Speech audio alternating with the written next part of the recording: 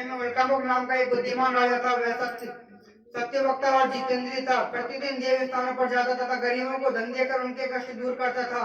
उसकी पत्नी कमल के समान मुखवाली और सती साध्वी थी। भद्रशिला नदी के तट पर उन दोनों ने श्री सत्यनारायण का व्रत किया। उस समय में वहाँ एक साधु वैसे आया।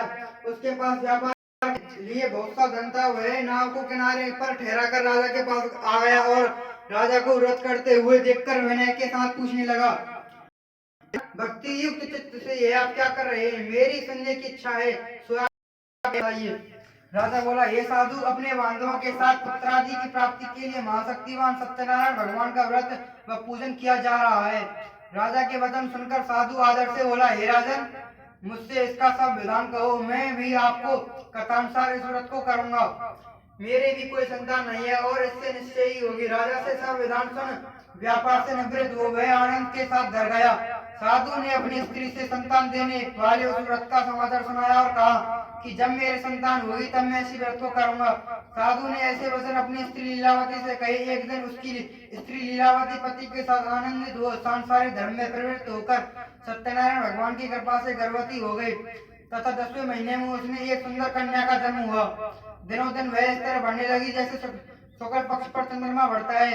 कन्या का नाम करावती रखा। तब लीलावती ने मीठे शब्दों में अपनी पति से कहा, जो आपने संकल्प लिया था भगवान का व्रत करूंगा, अब आप उसे करिए। साधु बोला, हे प्रिय, इसके विवाह पर करूंगा। इस प्रकार अपनी पत्नी को आश्वासन दे वह नगर को गया। कालावती पितृगृह में वृद्धि को प्राप्त हो गई। साधु ने जब नगर में पुत्री को देखा तो तुरंत दूध बुलाकर कहा कि पुत्री के वास्ते कोई योग्य वर देखकर लाओ। साधु की आज्ञा पाकर दूत कंचन नगर पहुंचा और वहां पर बड़ी खोज और देखभाल कर लड़की के लिए सुयोग्य वाणिक पुत्र को ले आया। उस सुयोग्य लड़के को देखकर साधु अपने बंधुओं बांधवों सहित प्रसन्नचित्त अपनी पुत्री का विवाह उसके साथ कर दिया, किंतु दुर्भाग्य से विवाह के समय भी उस व्रत को करना भूल गया।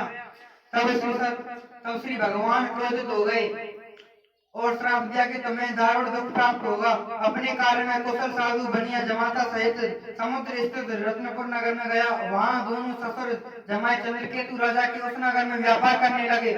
एक रोज भगवान सत्यनारायण की माया से प्रेरित कोई चोर राजा का धन चुराकर भागा जा रहा था, किंतु राजा के दूतों को आता देखकर चोर ने घबराकर भागते हुए राजा के धन को वहीं चुपचाप रख दिया जहाँ वो ससुर जमाए ठहरे हुए थे। जब दूतों ने उस साधु वैश्य के पास राजा के धन को रखा देखा तो वे दोनों को बांध कर ले गए। प्रसन्नता से दौड़ते हुए राजा के समीप जाकर बोले, यह जो चोर हम पकड़ कर लाए हैं, देखकर आज्ञा दे।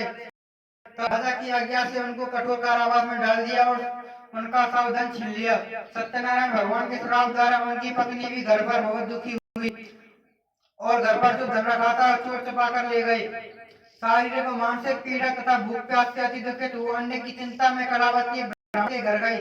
वहाँ उसने सत्यनारायण भगवान का व्रत होते देखा। फिर कथा सुनी और प्रसाद ग्रहण कर रात को घर आई। माता ने कलावती से कहा, हे पुत्री, अब तक कहाँ रही? वह तेरे मन में क्या है? कलावती बोली, हे माता, मैंने एक ब्राह्मण के घर श्री सत्यनारायण भगवान का व्रत देखा है। कन्या के वचन सुनकर लीलावती भगवान के पूजन की तैयारी करने लगी।